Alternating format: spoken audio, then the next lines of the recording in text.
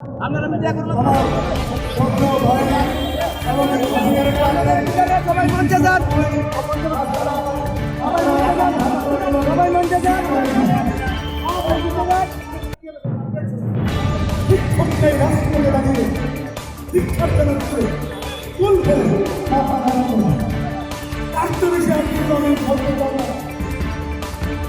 বলতে চাই ডক্টর প্রশাসন বিদ্যাদান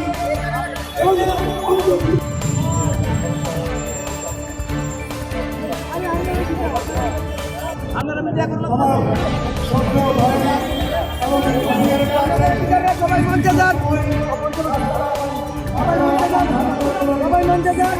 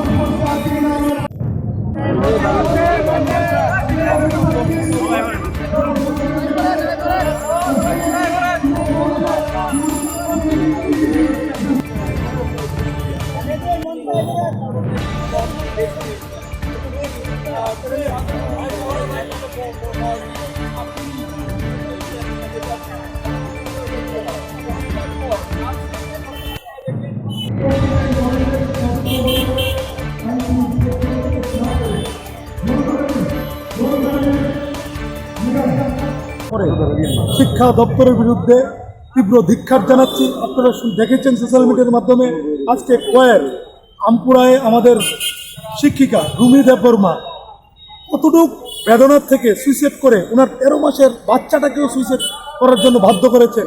উনিও পয়জন খেয়েছেন। বাচ্চাটা এখন জীবিতে ক্রিটিক্যাল কন্ডিশনে আছে, মৃত্যুর সঙ্গে পাঞ্জা লড়ছে।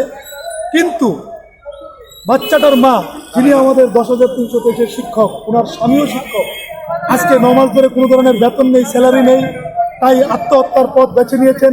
প্রশাসনের কাছে আমি আবেদন রাখবো, আর কুম্ভকর্ণের মতো ঘুমিয়ে থাকবেন না, অন্ধ ধৃতরাষ্ট্রের মতো ভূমিকা পালন করবেন না।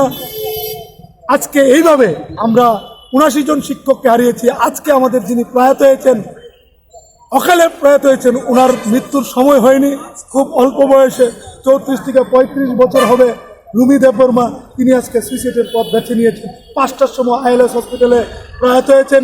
তার স্মৃতির প্রতি শ্রদ্ধা জানিয়ে এবং ওনার আত্মার সদ্গতির কামনা করে আমরা জয়েন্ট মুভমেন্ট কমিটি আমরা শোক জ্ঞাপন করছি এবং ওনার মৃত্যুর প্রতিবাদে ধিক্কার জানিয়ে আমাদের সহকর্মীরা আজকে এখানে মাথায় আগরতলা শহরের প্রাণকেন্দ্র সিটি সেন্টারের আমাদের যে গণঅবস্থানের সামনে মাথা ন্যাড়া করতে দেখছেন, মাথা ন্যাড়া করছে।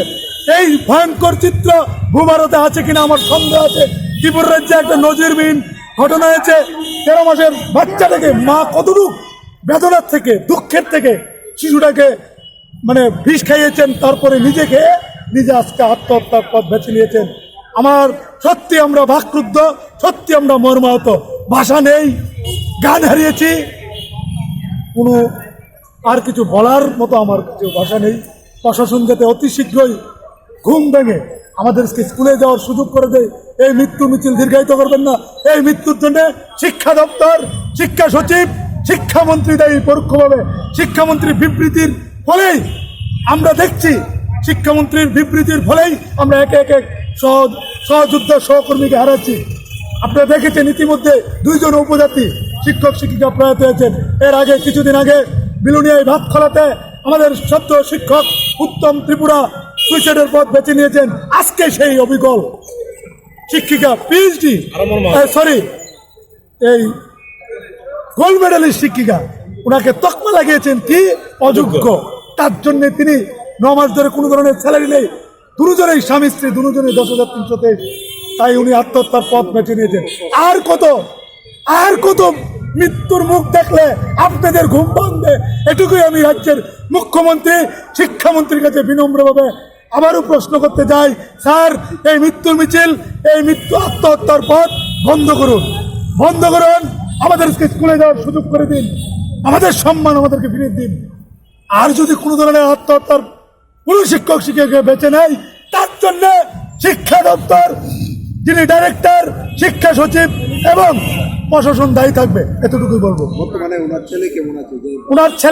ওনার যে 13 মাসের শিশুটা ক্রিটিক্যাল কন্ডিশন আছে, মৃত্যুর সঙ্গে পাঞ্জা লড়ছেন, আমরা ভগবানের কাছে প্রার্থনা করি ও শিশুটাকে সুস্থ হয়ে ঘরে ফিরে এসো, এটাই আবেদন করব।